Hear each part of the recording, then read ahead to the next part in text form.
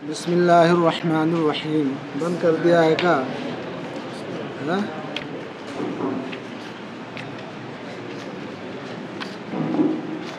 ومن حکم هذا الباب ان العمل بالحقیقة متى امکن سقط المجاز لأن المستعار لا يزاحم الاصل. یہ بات آپ کو معلوم ہے کہ حقیقت اور مجاز میں اصل یہ کیا ہے؟ حقیقت اصل ہے اور فرع ہے. ظاہر سی بات ہے اصل نہ ہو تو فرع کا تحقق ہو سکتا ہے. بلاغت کی کتابوں میں بھی آپ نے اشاب الصغیر افن الکبیر پڑھا ہوگا نا کہ جب تک یہ معلوم نہ ہو جائے کہ اس کے قائل نے اس کے معنی موضوع لہو کے علاوہ کو نہیں مراد لیا ہے تب تک مجاز پر محمول نہیں کیا جائے گا بلکہ کس پر محمول کیا جائے گا؟ حقیقت. تو حقیقت پر عمل جب تک ممکن ہے سقط المجاز، مجاز کیا ہے؟ ساقط. اس سے بات سمجھ گئے کہ لفظ کو اس کے حقیقی معنی پر محمول کرنا چاہیے جہاں تک ممکن ہو. جب حقیقت مراد لینا متعذر ہو، محجور ہو، یا حقیقت جو ہے کیا کہتے ہیں مجاز وہاں متعارف ہو تو ایسی صورت میں وہاں حقیقت کو ترک کر دیا جاتا ہے. ہمارے ہاں نصوص کو بھی ان کے ظواہر پر اس وقت تک محمول کیا جاتا ہے جب تک کہ ظواہر سے صارف کوئی چیز نہ ہو. ید اللہ میں، وجہ اللہ میں، یا اس طریقے سے جو آیات متشابہات ہیں ید کو ہم اس کے ظاہری معنی پر، وجہ کو اس کے ظاہری معنی پر محمول نہیں کرتے ہیں کہ یہ سب حوادث کی صفتیں ہیں. سمجھ رہے ہیں کہ نہیں سمجھ رہے ہیں؟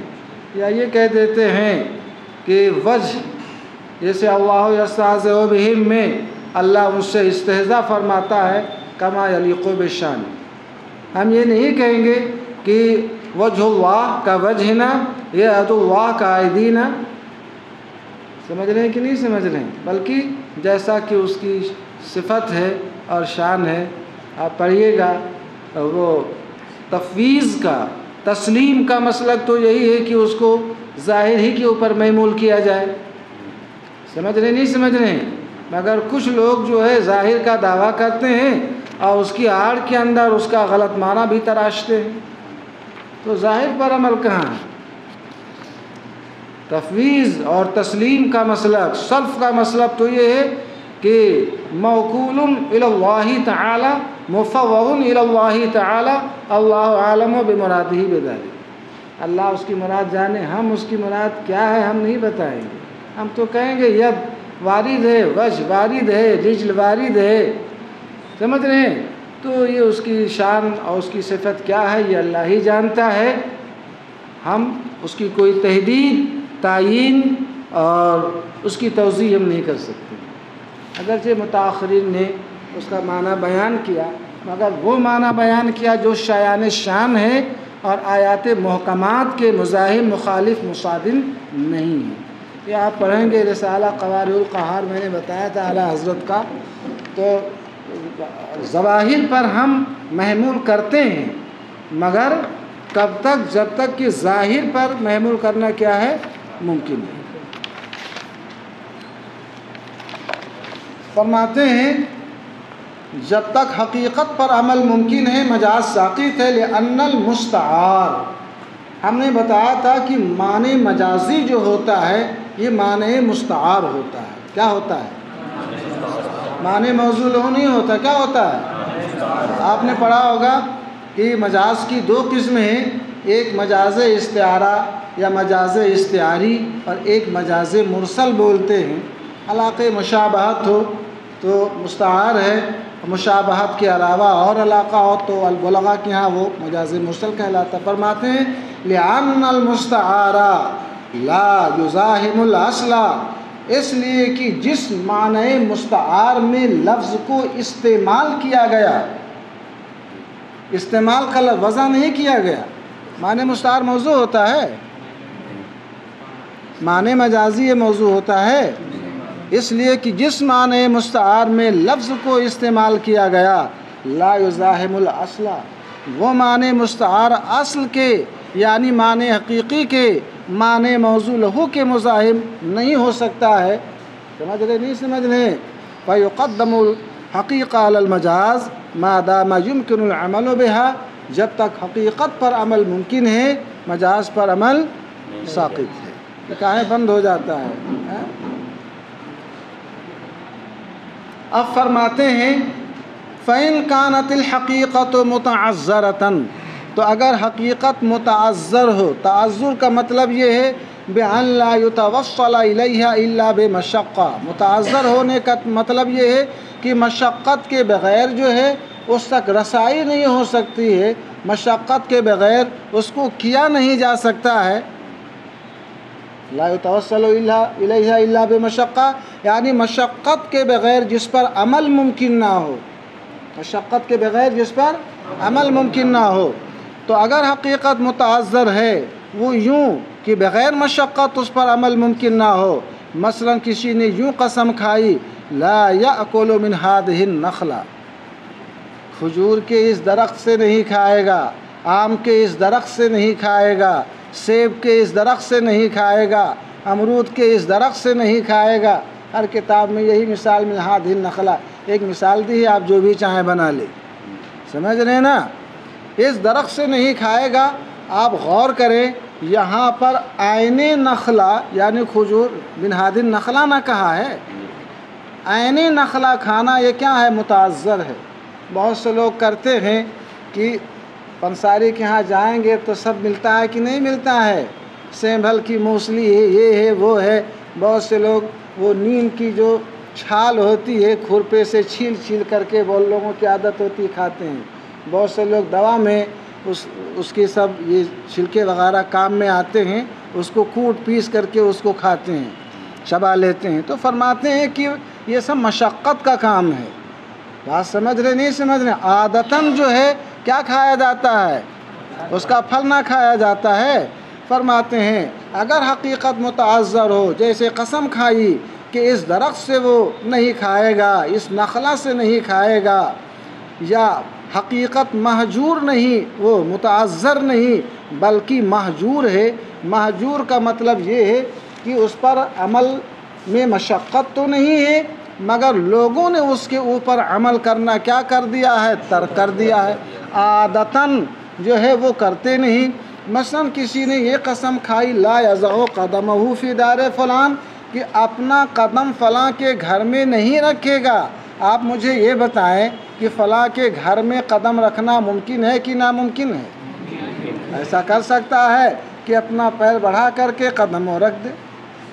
تو اب یہاں پر وضع قدم دار کے اندر یہ حافیاً ممکن ہے، بغیر داخل ہوئے ممکن ضرور ہے، لیکن لوگوں نے اس کلام سے اس معنی کو مراد لینا ترک کر دیا کہ عادتاً اس قسم کا جب کلام بولا جاتا ہے تو ان کی عرف میں، ان کی عادت میں اس کا معنی کیا مراد ہوتا ہے؟ دخول مراد ہوتا ہے.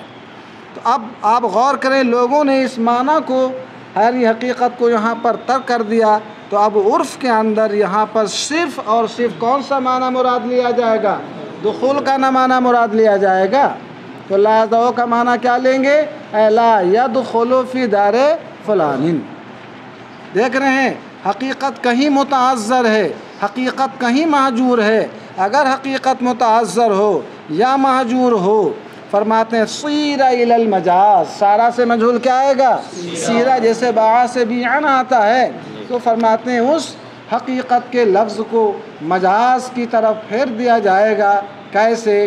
تو پہلے والے کلام کے اندر لا یأکل من هذه النخلہ میں نے عرض کیا تھا کہ معنی مجازی عین نخلہ کھانا نہیں ہے بلکہ الاکل من ثمارها. اگر وہ پھلدار درخت ہے تو اس کا پھل کھانا مراد ہے، اور اگر پھلدار نہیں ہے تو کم از کم اس کا جو سمن ہے، تو سمن کچھ تھوڑو کوئی کھائے گا، روپیہ پیسہ سمن سے حاصل شدہ خریدی ہوئی چیز جو ہے وہ کھانا یہ مراد ہے. اس کے سمن سے کوئی چیز خرید کر کے کھایا تو بھی کیا ہو جائے گا؟ حانث ہو جائے گا.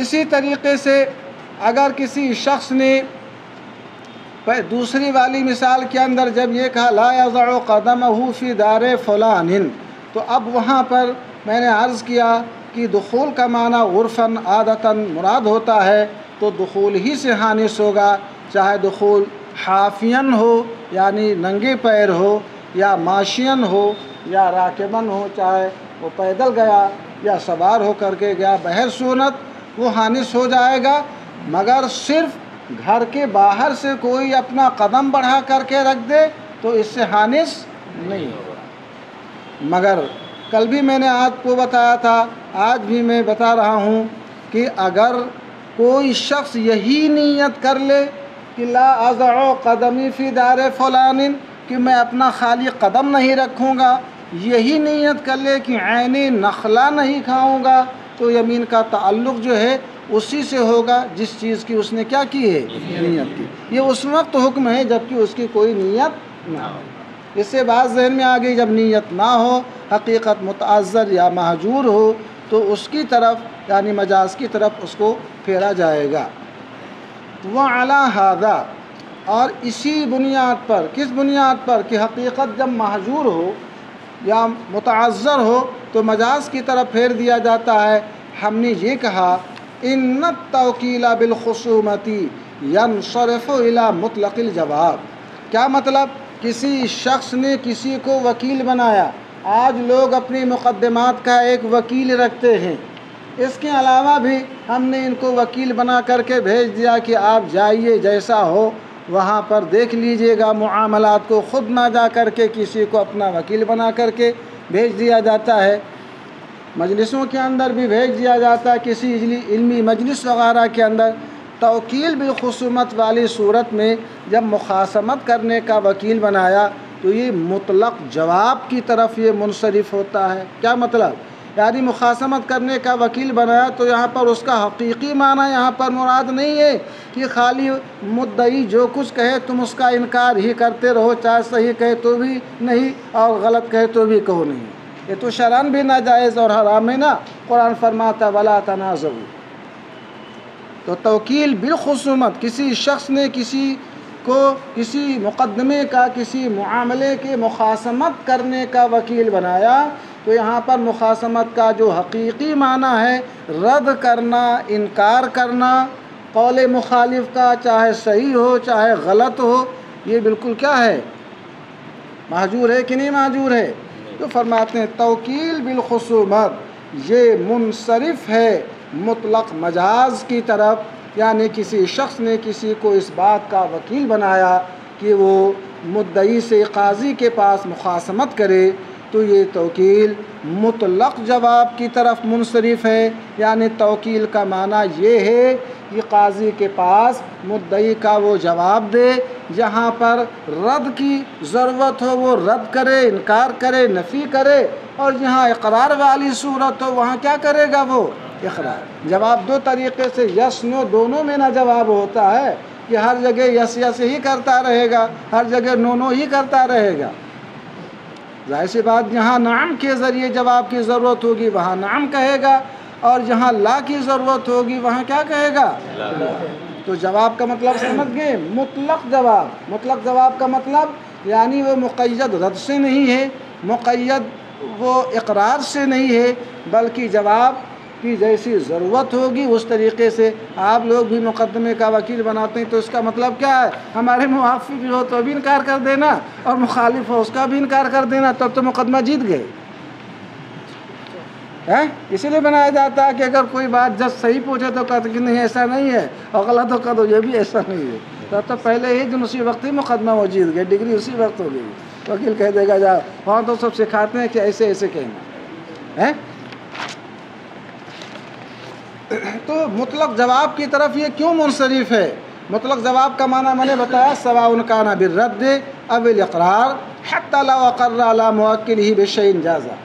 بات میں آگی، لأن الحقیقۃ مہجورۃ شرعا، اس لیے کہ خصومت کا، مخاصمت کا جو حقیقی معنی ہے رد کرنا، انکار کرنا، چاہے صحیح ہو یا غلط، فرماتے شرعاً حرام ہے۔ اللہ کا ارشاد ہے ولا تنازعوا، لہذا اب یہاں پر مخاصمت کا حقیقی معنی شرعن کیا ہے؟ متروک ہے.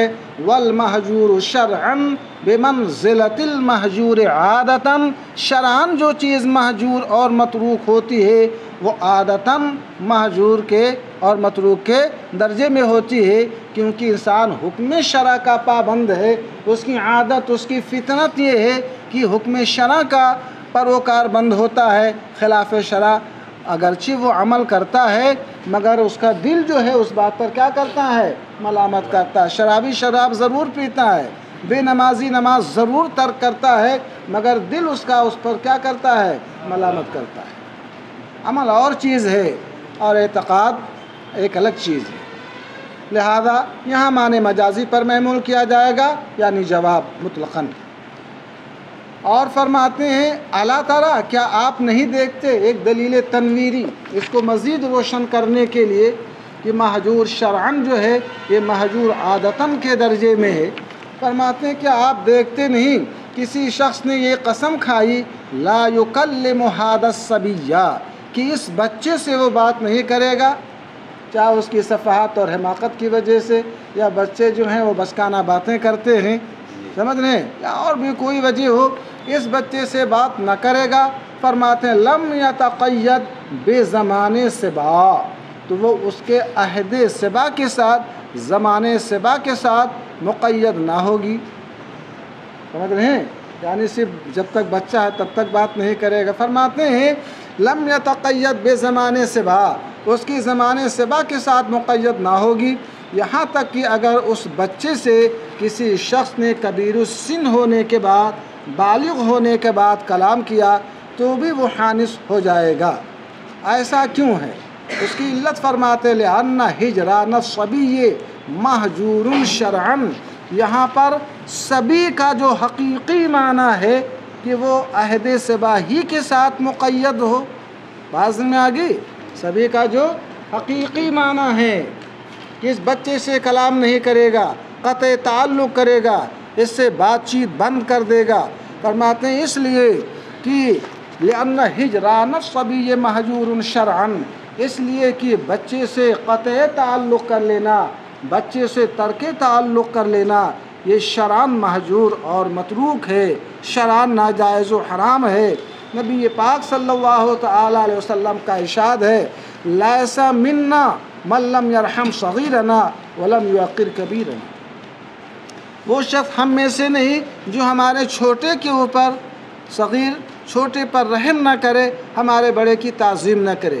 ظاہر سی بات سبھی جو ہے وہ صغیر کے درجے میں ہے، اور اس سے بات نہ کرنا، قطع تعلق کر لینا اور اس کا بائیکاٹ کر دینا، فرماتے ہیں یہ کس درجے میں ہے؟ ظاہر سی بات ہے یہ لم یرحم کے درجے میں ہے. رحم کا تقاضا یہ نہیں ہے بلکہ یہ لم یرحم کے درجے میں ہے، جس سے شارع نے منع فرمایا بچے سے گفتگو نہ کرنا، یہ ترک رحم ہے. فصار ہجران الصبی بالکلام مہجور شرعن، لہذا بچے سے قطعاً بات نہ کرنا، بات چیت بند کر دینا یہ اللہ کے حبیب صلی اللہ علیہ وسلم کے اس ارشاد کی وجہ سے حرام ہے. اور جو چیز شرعاً مہجور ہوتی ہے وہ عادتاً متروک ہوتی ہے. تو اب اس لفظ کا جو حقیقی معنی ہے کہ عہد صبا کے ساتھ مقید ہو، یہ معنی کیا ہو گیا؟ متروک ہو گیا اور مجاز کی طرف منصرف ہو گیا. گویا اب لا اکلم ھذا الصبی کا معنی کیا ہو گیا؟ لا اکلم ھذہ الذات، ھذہ الذات، کہ گویا میں اس ذات سے کلام نہ کروں گا. یہاں کل کا اطلاق جو ہے وہ بعض کے اوپر کیا گیا ہے. ذات بول کر یہاں پر گویا کل بول کر کے مراد یہاں پر صبا جو ہے اس کا ایک جز ہے، اور مراد ذات کیا ہے؟ اس کی کل نہ ہے. ذات کا ایک جز نہ ہے صبا، ذات کے کئی حصے ہیں، صبا ہے، شباب ہے، شیخوخ وغیرہ ہے کہ نہیں ہے. تو فرماتے ہیں یہاں پر مجاز کی طرف منصرف ہوگا. لہذا اگر کسی شخص نے صفت صبا کے زال ہونے کے بعد، کبیر السن ہونے کے بعد، بالغ ہونے کے بعد کلام کیا تو بھی وہ حانث ہو جائے گا.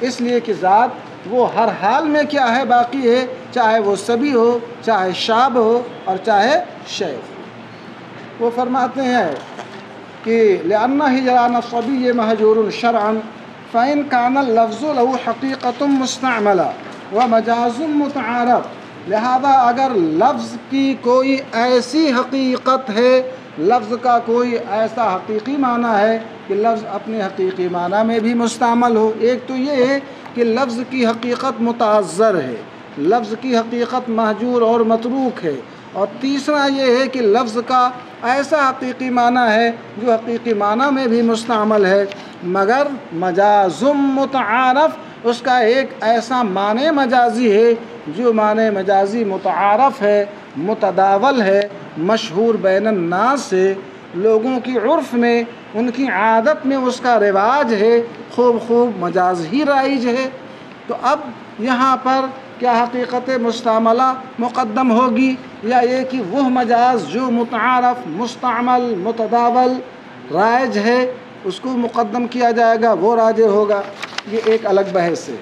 فرماتے ہیں اگر لفظ کی کوئی ایسی حقیقت ہے جو مستعمل ہو اور ساتھ ہی ساتھ اس کا ایسا مجاز بھی ہے جو عرف ناس کے اندر، عادت ناس کے اندر معتاد ہے، متعارف ہے، رائج ہے، مشہور ہے۔ مثلا جب کسی شخص نے یہ قسم کھائی لا یأکل من هذه النخلہ او لا یشرب من هذه الفرات، کہ وہ اس گیہوں سے نہیں کھائے گا، یا یہ کہ اس دریائے فرات سے پانی نہیں پیے گا، تو امام ابو حنیفہ کے نزدیک یہاں پر حقیقت پر عمل کرنا کیا ہے؟ اولا ہے، اور صاحبین کے نزدیک عموم مجاز پر عمل کرنا اولا ہے۔ اب آپ یہاں پر غور کریں، کسی شخص نے یہ قسم کھائی کہ لا یأکل من هذه الحنطہ، کہ اس گیہوں سے نہیں کھائے گا۔ آپ غور کریں، اس کا حقیقی معنی تو یہی ہے کہ خود گیہوں کو کھائے۔ پہلے ایک طریقہ یہ تھا، گیہوں وغیرہ کو لوگ ابال لیتے تھے، گیہوں کو ابال لیتے تھے اور ابالا ہوا گیہوں کھاتے تھے۔ کبھی کبھی بعض لوگ اس میں تھوڑا مٹر ڈال دیتے تھے، تھوڑا چنا ڈال دیتے تھے، مگر گیہوں کی مقدار وہ 95% ہوتی تھی، 5% یہ سب ہوتا تھا۔ کوئی لوگ بڑھا دیتے تھے، 10-15% کر دیتے۔ یہ بھی گیہوں کھانے کا طریقہ تھا کہ اس کو بھون لیتے تھے، گڑ ملا کر کے اس کو گڑ دھنیا بولتے تھے، کھاتے تھے۔ آج وہ سب طریقے میں سمجھتا ہوں تقریباً 100% ختم ہو چکے۔ کہیں ایسا دیکھنے میں نہیں آتا، کوئی بہت پچھڑا علاقہ ہوگا شاید بعد ایسا ہو، یا جس کو کبھی گڑ دھنیا وغیرہ کھانے کا شوق ہو تو ایسا وہ کر لیتا۔ اب آپ یہاں پر یہ بتائیں کہ اس کی حقیقت جو ہے، لفظ کی حقیقت کبھی کیا ہوتا ہے؟ آج تو میرے سمجھتا ہوں یہ مہجور کے درجے میں ہے، مگر جس زمانے میں یہ سب رواج تھا، اس کو جیسے ناشتہ وغیرہ کرتے تو گھروں میں بھی وہی کرتے تھے، اور کھیت وغیرہ میں بھی جو ملازم ہوتے تو خود بھی لوگ یہی کھاتے پیتے تھے۔ تو لفظ کی کوئی حقیقت ہے کہ گیہوں بھی کھانا، سمجھ گئے، اور گیہوں کا آٹا بھی کھانا۔ تو اب یہاں پر آپ غور کریں، یہاں پر حقیقت امام ابو حنیفہ کے نزدیک حقیقت پر عمل کرنا اولا ہے، اور صاحبین کے نزدیک یہ مجاز پر عمل کرنا یہ کیا ہے؟ اولا ہے۔ لہٰذا امام ابو حنیفہ کے نزدیک وہ عین ہنتا ہی کے کھانے سے حانث ہوگا، عین ہنتا کے علاوہ اگر روٹی وغیرہ کھائے تو اس سے حانث نہیں ہوگا۔ اور صاحبین کے نزدیک جب مجاز متعارف پر عمل کیا جائے گا وہ مقدم اور راجع ہے، اور حقیقت مستعملہ ساقط ہے، تو ان کے ہاں روٹی کے کھانے سے حانث ہوگا۔ اور ایک قول کے مطابق اس میں کریں گے کہ انہوں نے مجاز کا لفظ استعمال کیا ہے، مگر شارح کا رجحان یہ ہے کہ مجاز کیا، وہ عمومی مجاز کیا ہے کہ معنی حقیقی بھی اس کا فرد ہوتا ہے۔ تو عمومی مجاز جب مراد لیں گے تو روٹی کھانے سے بھی حانث ہو جائے گا، اور عین ہنتا کھانے سے بھی کیا ہو جائے گا؟ حانث ہو جائے گا۔ شارح نے اسی کو زیادہ زور دیا ہے کہ مجاز کے بجائے کیا لیں؟ عمومی مجاز لیں۔ کتابوں میں عام طور پر کیا ہے، اور یہ بھی ہو سکتا ہے جب مجاز متعارف کا لفظ کا معنی مجازی ایسا معنی مجازی متعارف ہے کہ حقیقت بھی اس کا فرد بن جائے، تو گویا وہ درجے میں کس کے ہو گیا؟ عمومی مجاز کے ہو گیا۔ تو عین ہنتا کے کھانے سے بھی حانث ہوگا، اور روٹی کے۔ یہ اس وقت فقہا نے لکھا تھا آج میں جہاں تک سمجھتا ہوں یہ بھی درجے میں مثال ہم دیتے ہیں، یہ اس زمانے کے اعتبار سے۔ حالات بدلتے رہتے ہیں نا، حالات بدلتے رہتے ہیں۔ آج کے حالات کا قیاس جو ہے وہ 1400 سال پہلے کے حالات پر قیاس کریں اور کسی پر لان تان کریں، اس سے بڑا کمینہ، اس سے بڑا گدھا دنیا میں کوئی نہیں ہو سکتا۔ سمجھ رہے نہیں سمجھ رہے ہیں؟ 1400 سال پہلے کا عرف کیا تھا، مزاج کیا تھا، 1400 سال تو بھول جائیے۔ اپنی آنکھوں سے میں نے دیکھا، ایسے وقت میں جو ہے شادی بیاہ کر دیتے کہ نہ دولہا کو پتہ چلتا تھا ہمارا کیا ہو رہا ہے، نہ دلہن کو پتہ چلتا تھا ہمارا کیا ہو رہا ہے۔ اور یہ کسی قبیلے کے ساتھ یہ بالعموم ایسا ہوتا تھا۔ کچھ خاص قومیں تھیں جن میں میں نے دیکھا، مگر بالعموم یہی طریقہ رائج تھا۔ سمجھ رہے ہیں؟ اور آج کے حالات بھی دیکھ لیا جائے، سمجھ میں آ گئی بات؟ آج بھی غور کیا جائے، 80 سال کے ہیں، 15-20 سال کی چھوکڑی لے کر کے گھومتے ہیں، اس کو کوئی نہیں بولتا ہے۔ ہر ایک کی خواہش رہتی ہے چاہے 80 سال کا ہو کہ ہم کو باقرہ ہی ملے۔ سمجھ رہے نہیں سمجھ رہے ہیں؟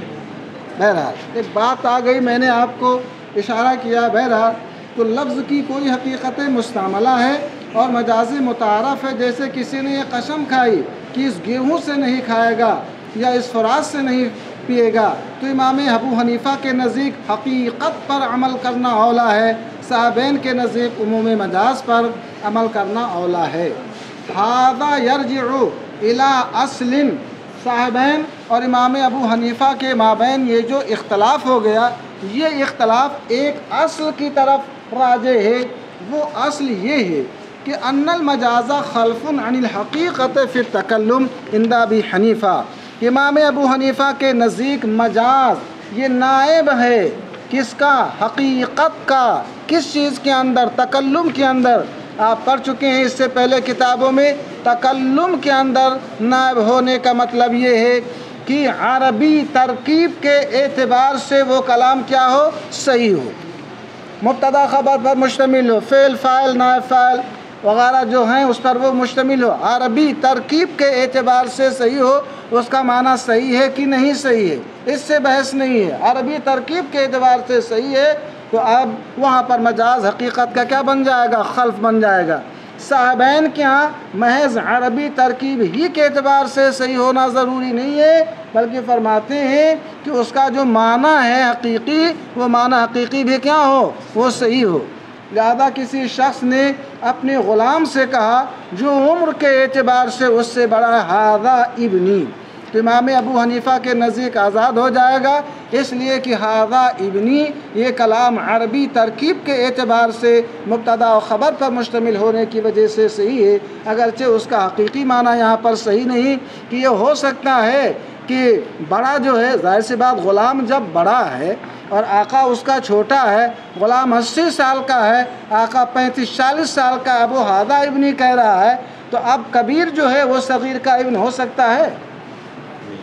کبیر صغیر کا ابن ہو سکتا ہے۔ یہاں پر حقیقی معنی کیا ہے؟ وہ صحیح نہیں ہے۔ پھر بھی امام ابو حنیفہ کے نزدیک عربی ترکیب کے اعتبار سے صحیح ہے اور حقیقی معنی اس کا صحیح نہیں، تو مجاز یہاں ان کا مراد لیا جائے گا، اجاز ہو جائے گا۔ برخلاف صاحبین رحمہم اللہ کے نزدیک وہ فرماتے ہیں کہ جب حقیقت یہاں پر یعنی حقیقی معنی اس کا صحیح نہیں، تو وہ غلام آزاد نہ ہوگا۔ یہ فرماتے ہیں مجاز امام ابو حنیفہ کے نزدیک حقیقت کا نائب ہے تکلم میں۔ تکلم کا معنی ہم نے بتا دیا، یہاں تک کہ صحت الاستعارۃ بھی عندہ، یہاں تک کہ امام ابو حنیفہ کے نزدیک اس لفظ کے ذریعے استعارہ صحیح ہو جائے گا، یعنی معنی مستعار معنی مجازی مراد لینا صحیح ہو جائے گا۔ وَإِن لَّمْ يَنْعَقِدْ لِإِيجَابِ الْحَقِيقَةِ، اگرچہ ایجاب حقیقت کے لیے وہ منعقد نہیں ہوا۔ کیا مطلب؟ یعنی اگرچہ اس کا حقیقی معنی وہاں پر مراد لینا صحیح نہیں ہے، مگر عربی ترکیب کے اعتبار سے وہ کلام صحیح ہے، تو اب ان کے نزدیک وہاں پر استعارہ کیا ہو جائے گا؟ صحیح ہو جائے گا۔ لہذا ابنی کا معنی کیا ہو جائے گا؟ ھذا معتقی یا عتقتہ یا حر منی، یہ معنی ہو جائے گا۔ کما فی قولہ لعبدی، جیسا کہ کسی شخص نے اپنے ایسے غلام سے کہا جو غلام عمر کے اعتبار سے اس سے بڑا ہے، ھذا ابنی، سمجھ رہے ہیں؟ فاعتبر الرجحان فی التکلم، تو امام ابو حنیفہ نے تکلم کے اعتبار سے راجح ہونے کا اعتبار فرمایا، فصارت الحقیقت اولا، تو حقیقت ان کے نزدیک کیا ہو گئی؟ اولا ہو گئی۔ مگر چونکہ اب حقیقت جو ہے ظاہر سی بات ہے یہاں پر مراد ہو نہیں سکتی ہے، کیونکہ صغیر وہ ابن نہیں ہو کبیر ابن نہیں ہو سکتا ہے صغیر کا، تو اس سے مجازاً کا معنی کون سا مراد لیا جائے گا؟ ہاں، وَعِنْدَهُمَ الْمَجَازُ خَلْفٌ عَنِ الْحَقِيقَةِ، صاحبین کے نزدیک مجاز یہ حقیقت کا نائب ہے حکم میں، کس میں؟ ہاں، تکلم میں نہیں بلکہ حکم کے اندر۔ حکم کا مطلب ہم نے بتایا کہ وہ صرف جو ہے وہ عربی ترکیب کے اعتبار سے صحیح نہ ہو، بلکہ جو حقیقی معنی ہے اس کا وہ افادہ کرتا ہو۔ لہذا اگر معنی موصول ہو، معنی حقیقی کا افادہ نہیں کر رہا ہے اور معنی حقیقی وہاں پر صحیح نہیں ہے، تو مجاز وہاں پر حقیقت کا خلف صحیح نہیں، پہلے حقیقت صحیح ہو لے پھر اس کے بعد کیا ہے وہاں پر مجاز کو مراد لیا جائے گا۔ تو اب فرماتے ہیں وفی الحکم للمجاز رجحان، اور مجاز کے لیے حکم کے اندر کیا ہے؟ حقیقت کے اوپر ترجیح ہے۔ کیا مطلب؟ یعنی مجاز یہ حقیقت کے اوپر حکم کے اعتبار سے راجح ہے۔ کیوں راجح ہے؟ لاشتمالہ علی حکم الحقیقہ، اس لیے کہ مجاز مشتمل کس کے اوپر ہے؟ حقیقت کے حکم کے اوپر مشتمل ہے۔ یہ کب حقیقت کے حکم پر مشتمل ہوگا؟ جب عموم مجاز مراد لیں گے تب نا۔ تو فرماتے ہیں مجاز کو ترجیح حاصل ہے حقیقت کے اوپر حکم کے اعتبار سے، اس لیے کہ مجاز یہ حقیقت کے حکم پر مشتمل ہے۔ یہ اس وقت جب کہ آپ یہاں پر مجاز سے کیا مراد لیں؟ عموم مجاز مراد لیں۔ اور فسارہ اولا، تو یہ اولا ہو گیا۔ انہوں نے اتنا چھوڑ دیا ہے کہہ کر کے شارح نے اور اضافہ فرمایا نامی میں، وَإِمَّا لِغَلَبَةِ اسْتِعْمَالِهِ لِكَوْنِهِ مُتَعَارَفًا، مجاز کو حقیقت پر ترجیح ہے یا تو اس لیے کہ وہ حقیقت کے حکم پر مشتمل ہے جیسا کہ عموم مجاز میں ہوتا ہے، یا اس لیے مجاز کو حقیقت پر ترجیح حاصل ہے کہ مجاز کا جو استعمال ہے وہ اتنا زیادہ ہے، اتنا کثیر ہے، اس قدر شائع اور ضائع ہے، گویا اب تبادر ذہنی جو ہوتا ہے وہ معنی مجازی ہی کی طرف ہوتا ہے، اب وہ درجے میں کس کے ہوتا ہے؟ نسیہ منسیہ کے ہوتا ہے، گویا متروک کے درجے میں۔ غالب کا مطلب کیا ہوتا ہے؟ والاکثر استعمالا، کثرت کے ساتھ اسی کا کیا ہے؟ استعمال ہوتا ہے، اسی کا رواج ہے، وہی شائع ہے، وہی متبادر الی الذہن ہے۔ تو انہوں نے یہ اور بڑھا دیا، اما لغلبۃ استعمالہ لکونہ متعارفا، تعارف کا معنی ہی ہوتا ہے جو لوگوں کے مابین شائع ہو، ضائع ہو، بکثرت رائج ہو، کثرت سے اسی معنی میں اس کا کیا ہو؟ استعمال ہو۔